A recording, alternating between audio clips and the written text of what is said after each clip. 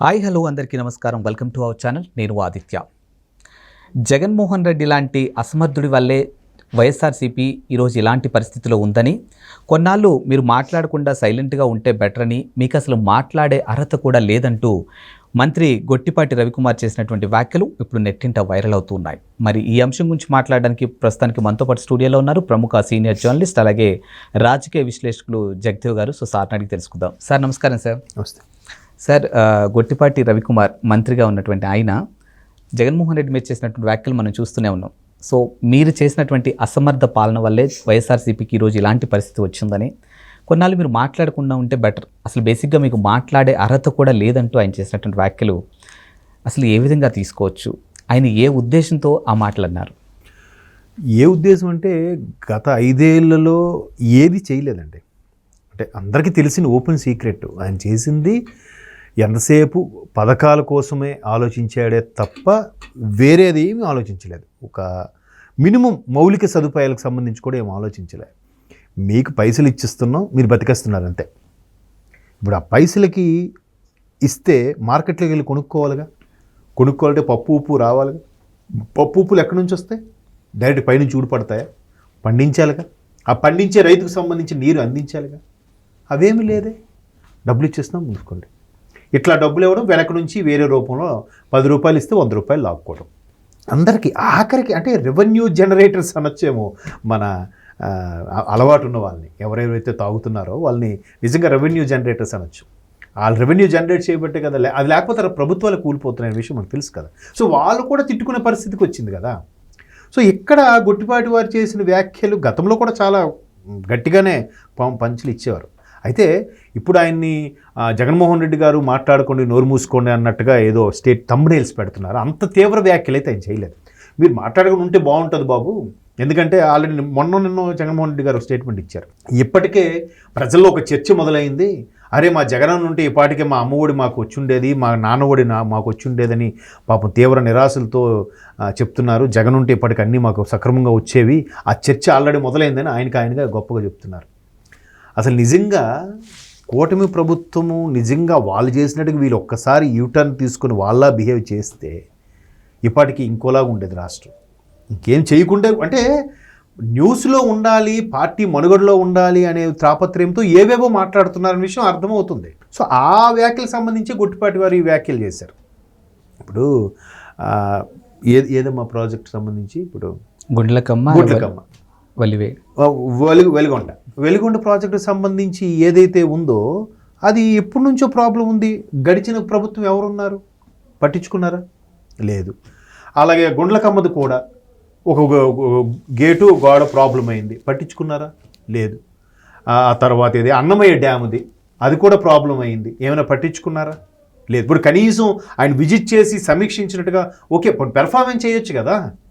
ఇప్పుడు అంతకుముందు ఏదో ప్రాజెక్ట్ కూడా వెళ్ళి ఓపెన్ చేసినట్టుగా చూపించి ఆ ముందుకు వెనక్కి వెళ్ళి అక్కడ నుంచి వాటర్ని ట్యాంకర్తో పంపించి చూడండి నేను ప్రజలకి వదులుతున్నా అన్నట్టుగా జాతికి అంకితం చేసినట్టుగా ఇచ్చారు. నెక్స్ట్ డే వెళ్తే అక్కడ వాటర్ లేదు. తర్వాత ఒక యూట్యూబర్ అక్కడికి వెళ్ళి వీడియో చేసి పెట్టాడు, చూడండి నేను జగన్మోహన్ రెడ్డి గారు ఇది కాలువని జాతికి అంకితం చేశారు, ఇక్కడ కాలువే లేదు, పైనుంచి ట్యాంకర్లతో నీరు పోశారు, ఆ నీరు ఉన్నంతసేపు ఉంది, తర్వాత వెళ్ళిపోయింది, అది ఎండిపోయినట్టు కనిపించింది. అట్లాంటి చాలా యూట్యూబ్లో మీరు కొడితే మీరు చూడొచ్చు. సో అప్పుడెప్పుడూ పట్టించుకోని డ్యాముల గురించి ఈవెన్ పోలవరం తెలుసు కదా, 60% 70% అయిపోయిన పోలవరం ప్రాజెక్టు సంబంధించి సెంట్రల్ గవర్నమెంట్ నుంచి నిధులు వచ్చినా కూడా ఆ నిధులు వేరే రోడ్లలో మళ్లించేసి 2-3% చేశారంట. 1%, 0.5% అని చెప్పి ఒక మంత్రి వ్యాఖ్యానం వెటకారంగా మాట్లాడారు అసెంబ్లీ సాక్షిగా. తీరా చూస్తే ఏమైంది? ఆ నిధులన్నీ ఏం చేశారు? కేంద్రం అంటే మేము నిధులు ఇచ్చామంటుంది, ఇక్కడ చూస్తే ఏమీ లేదు. మొన్న ఆ పోలవరం సంబంధించిన ఫైల్స్ అన్ని దగ్ధమయ్యాయి. మీకు ఐడియా ఉందా? మొన్న రీసెంట్గా ఒక 10 రోజుల కిందట ఎందుకు దగ్ధమయ్యాయండి? ఎవరు కాల్ చేశారండి? ఎందుకు కాల్చబడ్డాయి? దేనికి సంబంధించిన పత్రాలు అవి? ఎందుకు అంతగా దారుణంగా ఎందుకు ప్రవర్తించాలి? ఎందుకు మాకు నచ్చినట్టుగా చేస్తామని అనుకోవాలి? ఒక్క 5 ఏళ్ళకి జీవితాంతం మేమే ఉంటామన్నట్టుగా ఇప్పుడు ఎందుకు ఒక్కొక్కటి కాల్ చేసి అక్కడ ఉద్యోగులను కొనేసి ఒక్కొక్కరు మనుషుల్ని తారుమారు చేసేసి ఎందుకు ఇంత తాపత్రయం? ఒక మిస్టేక్ చేసి దాన్ని కప్పిపుచ్చడానికి ఇంక 100 మిస్టేక్స్ చేయాల్సి వస్తుంది. అవునా?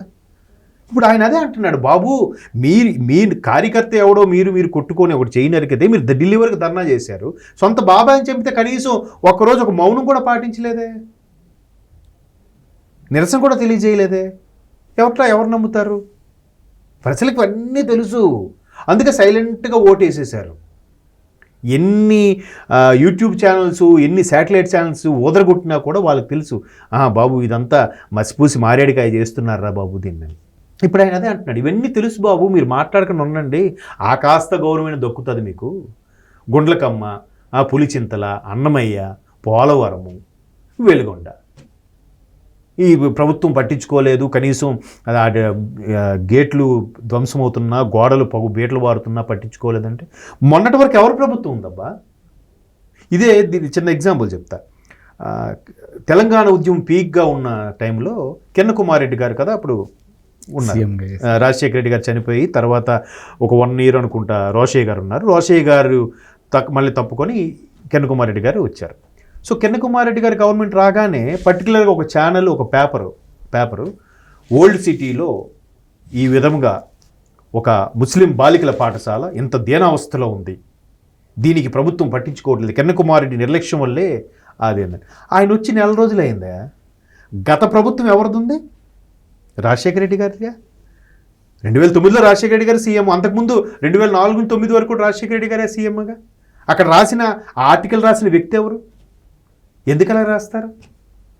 గతంలో మీ వేరే ప్రభుత్వం కదా, అప్పుడు మరి చూడలేదు ఓల్డ్ సిటీలో బాలికల పాఠశాల యొక్క దుస్థితి. కిరణ్ కుమార్ రెడ్డి గారు వచ్చేసాకే మీకు ఇవన్నీ కనిపిస్తున్నాయా?